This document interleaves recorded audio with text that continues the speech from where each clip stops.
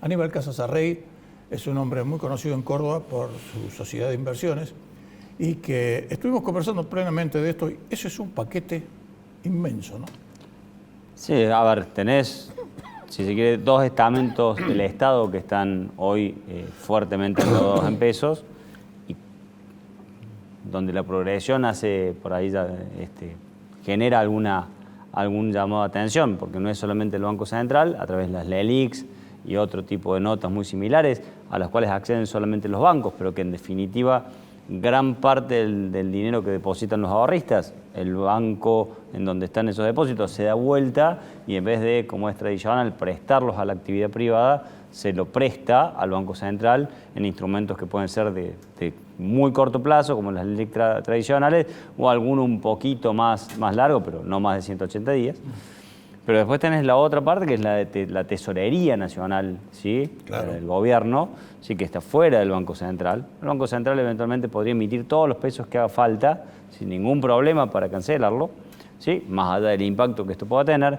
En el tema del Estado Nacional se supone que no podría hacerlo, ni siquiera fuera del marco del acuerdo con el FMI, mucho menos dentro de ese marco, porque hay dentro inclusive de la legislación que rige en Argentina. De la Carta Orgánica del Banco Central hay un límite, digamos, a los pesos que el Central le podría dar al Gobierno Nacional. ¿Sí? Pero aparte tenemos un límite dentro de los que están... Hay 3 pautas que se firmaron con el fondo dentro de un plan extremadamente flexible. Como dicen algunos, el fondo parece peronista, digamos, ¿no? O sea, si uno ve... La facilidad que se dieron y además el waiver que ya de hecho nos están concediendo porque ya hemos incumplido las pautas. A ver, se cumplieron de un punto de vista formal. Cuando vos analizás los números, ves que hay un artilugio contable, digamos, contabilidad creativa. Pero bueno, podemos arguir de una forma o de otra que se cerró, no, pero te deja... ¿Sí? Lo que te sirve ahora te genera un desafío más grande para adelante, ¿sí? En la forma que se contabilizan los bonos que se emiten. Pero la incertidumbre que hoy ya se ve en el mercado, hoy vos tenés los instrumentos que cotizan, digamos, hasta antes de las elecciones, ¿sí? Del año que viene, cotizan dentro de lo que se llama una curva, con un determinado perfil de rendimiento. Cuando vos te vas a los instrumentos que van más allá de las elecciones, hay un salto muy significativo de esa curva, ¿sí? Y de hecho, en la última licitación de instrumentos del Tesoro, por primera vez en muchas licitaciones, no solamente el gobierno no logró superar, ¿sí? Lo que quería rolear, que es lo que venía haciendo, se venía no solamente renovando los vencimientos que tenía que renovar, sino captando mucho más. Sí, es que generalmente la oferta era mayor a la demanda del gobierno. Sin duda, y aparte el gobierno aprovechaba ahí para rolear en exceso y de alguna forma con eso se aseguraba el fondeo que necesita para cumplir su meta de financiamiento del déficit con emisión. Bueno, esta vez, como el gobierno ofreció instrumentos algo más largos, ¿sí? Menos atractivos, no solamente que no alcanzó, digamos, ese resultado excepcionalmente bueno que venía logrando, sino que ni siquiera llegó a rolear lo que quería rolear. Eran 70.000 millones, ¿no? Exactamente. Lo que pasa es que, bueno, eso te genera un interrogante. Habrá que ver la próxima licitación. ¿Es algo que mañana explota todo? No, claramente no, pero en la semana que eso se produjo, el dólar financiero subió 20 pesos, ¿sí? Un par de días después. Por otros motivos también, a nivel internacional se está dando un movimiento de la tasa de interés, los mercados internacionales, incluso hoy, están cayendo, la volatilidad sube, o sea, hay una serie de situaciones que coadyuvan a este resultado, pero bueno, son situaciones que hay que tenerlas presentes. En gran parte de los problemas que tuvo Macri fue por la suba de tasa de interés que se produjo por la reforma impositiva de Trump.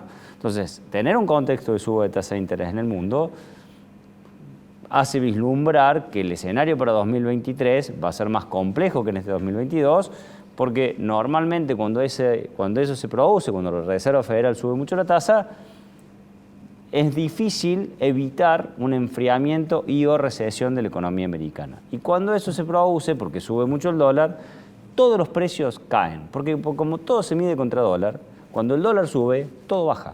Entonces, ¿esto es ser agorero? No, es simplemente llamar la atención, ver lo que pasó en el pasado, ¿sí? Tenemos una situación algo diferente hoy, si los términos de intercambio vienen mejorando, si uno ve los gráficos de largo plazo, los precios que venimos teniendo en Argentina, no de ahora, ya de hace 2 o 3 años, son bastante mejores que los que teníamos en la que el 80 o 90, ¿sí? Obviamente hoy estamos a precios récords.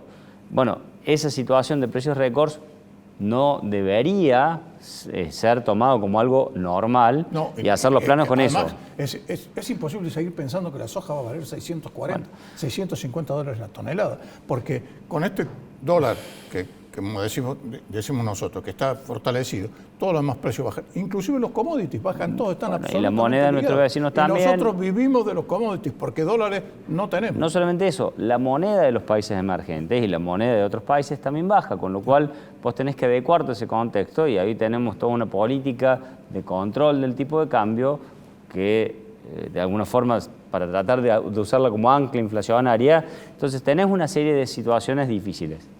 Volviendo al tema de la deuda, para cerrar, no vemos que sea un problema para mañana, pero sin duda hay que empezar a mirarlo con un poco de atención y ver realmente si el gobierno tiene dentro de su estrategia, digamos, de mediano plazo, no para el mes que viene, planes que le permitan hacer algo. No tienen estrategia para la semana que viene, bueno, Aníbal. Esa es la verdad de las cosas. La realidad es que... Eso no lo puedes decir vos porque sos especialista, pero yo como periodista sí, porque veo cuál es el ánimo de la gente. Cuando uno ve el accionar que tienen hasta hoy, tu comentario obviamente toma entidad, porque esto es el famoso vamos viendo, y no parece haber algo ya pergeñado o trabajar con escenarios posibles y demás. Pero bueno, uno no puede ser determinista en esto, tiene que ir viendo cómo se dan las situaciones. Hoy sí da para generar un signo de atención, lo mencionaba el otro día con un colega tuyo. Mirá, todo parece indicar que este proceso inflacionario que tenemos hoy, no sé si se va a acentuar, porque ya estamos a niveles muy altos de inflación, pero va a persistir en el tiempo porque no hay otra estrategia posible que seguir licuando los pasivos, tanto del Banco Central como del Tesoro, y mantener esta pseudo estabilidad con un buen nivel de actividad. Hay que reconocer que hoy no tenemos un mal nivel de actividad. El tema es... Pero eso está sostenido artificialmente. Bueno, el punto está... Con un chorro así de plata que... No solamente eso, sino que está sostenido con algo más difícil de replicar, que es con una entrada de dólares excepcional. La Argentina tiene un problema, yo no soy economista, pero esto es bien conocido, tiene un problema de que sí o sí necesita más dólares, ¿sí?, para crecer que lo que crece su producto. Hay una elasticidad, ¿sí? Para crecer el 1, vos necesitas a veces aumentar 3 o 4 veces las importaciones. Y hoy ya tenés problemas con precios récords y en la temporada relativamente fuerte, si bien todavía hasta julio, agosto vas a tener quizás la temporada más fuerte, pero el año pasado vos en los primeros 3 meses del año, con liquidación mucho menor a la actual desde el agro, juntaste cerca de 3.000 millones de dólares, este año juntaste 0, o prácticamente 0. Entonces, más con el panorama de las importaciones energéticas, que van a ser más complicadas de julio en adelante, bueno... Eso nos va a costar 1.800 millones de dólares más. Se calcula algo así, más un aumento también de déficit fiscal por subsidio. O sea, hay toda una serie de interrogantes que probablemente no sean para los próximos 30, 60 o 90 días, pero el segundo semestre de este año luce bastante desafiante y el 2023 mucho más, en especial cuando, a ver, la economía, y lo hemos charlado en tu programa alguna vez, es una ciencia social. Depende del comportamiento de los agentes económicos, que al final del día son personas de carne y hueso, que no actúan por un algoritmo, sino por percepciones, ¿sí? La confianza es fundamental.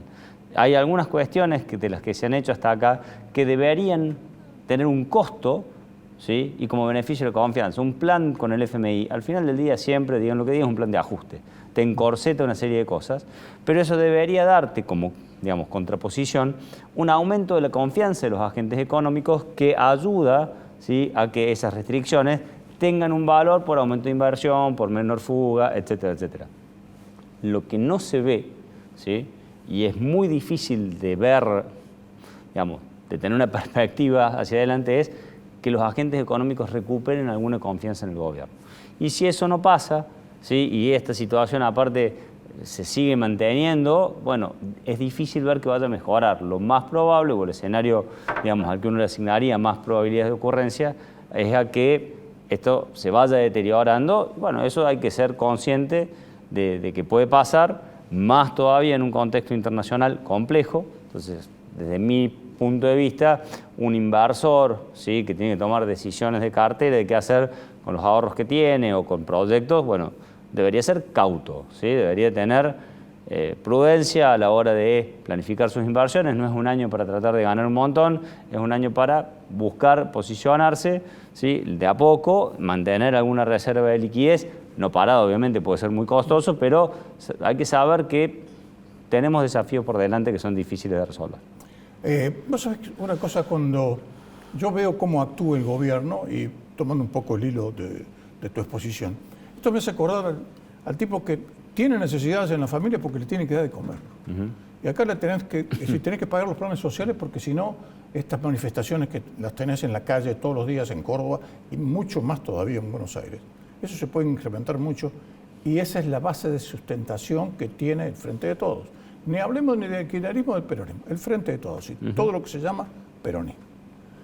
Pero esta situación que tiene el gobierno es muy parecida al de ese padre de familia que le tiene que dar de comer a los suyos y resulta que no tiene plata, y entonces recurre a la tarjeta de crédito y la va roleando, como decís vos, procrastinando, como dicen en el gobierno.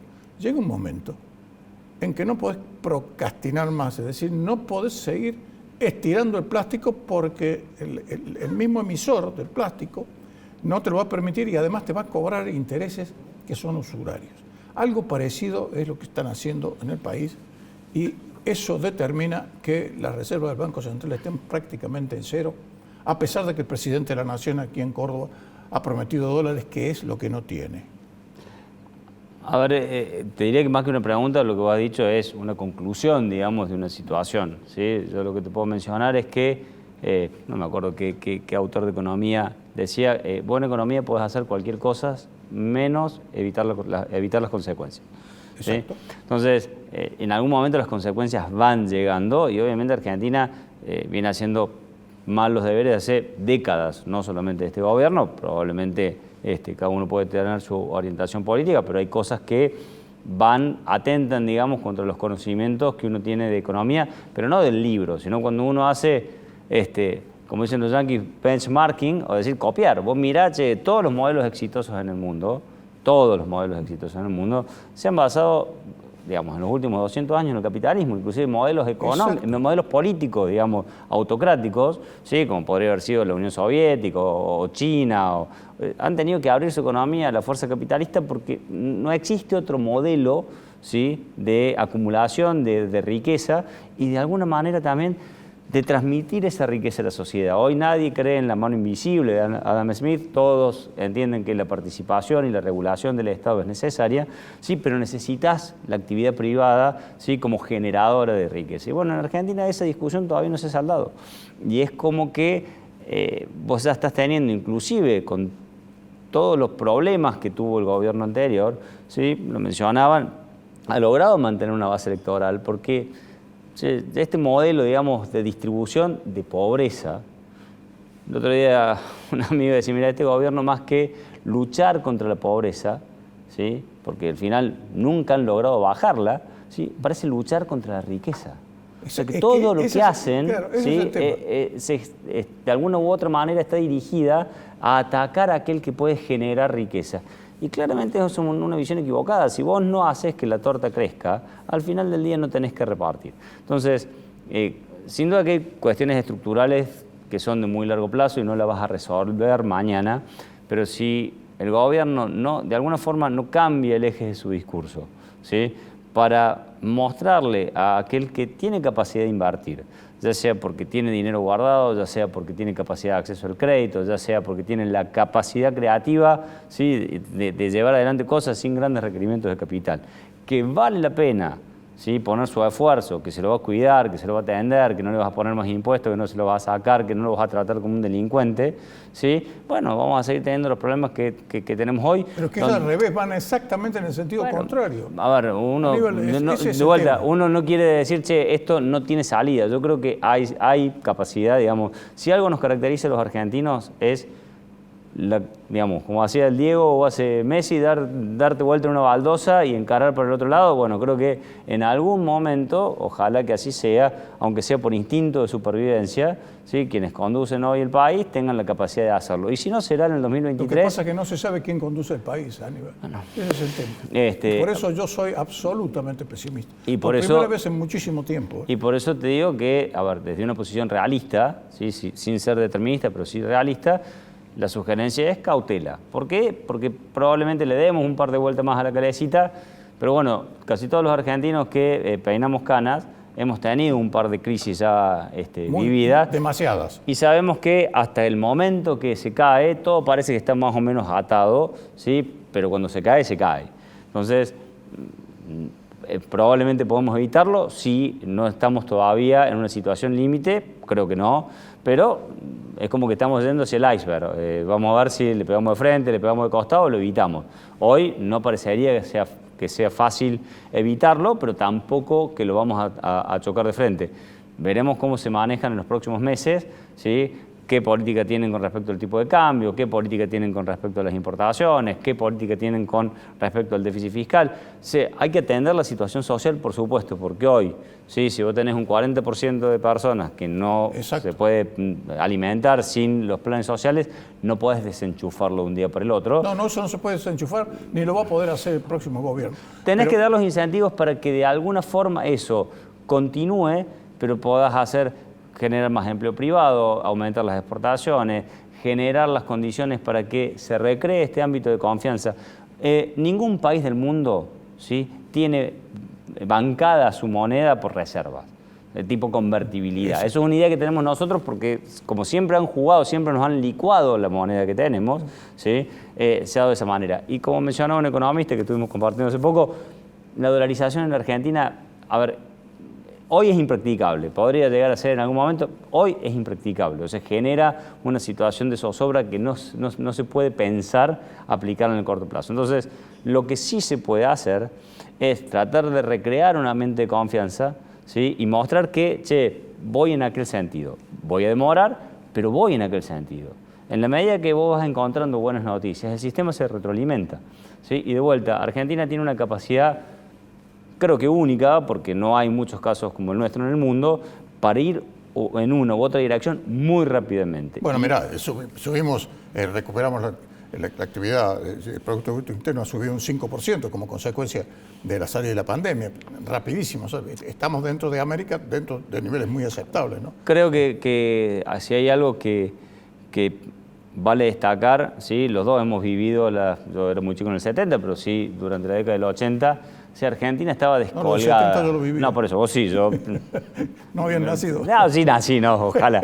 Pero Argentina en los 70 y los 80 estaba realmente descolgada del mundo. Las empresas argentinas, salvo poquísimas excepciones, no tenían capacidad de competir, ni siquiera un sector como el agro, en ese momento existía la siembra directa. Claro. Los términos de intercambio de vuelta, el precio internacional de los commodities era extremadamente bajo. Entonces, la situación de Argentina era mucho más compleja. Hoy Argentina tiene un sector agrícola, seguramente lo charlarás con tu próximo invitado, de los más eficientes del mundo, ¿sí?, con precios que son muy interesantes.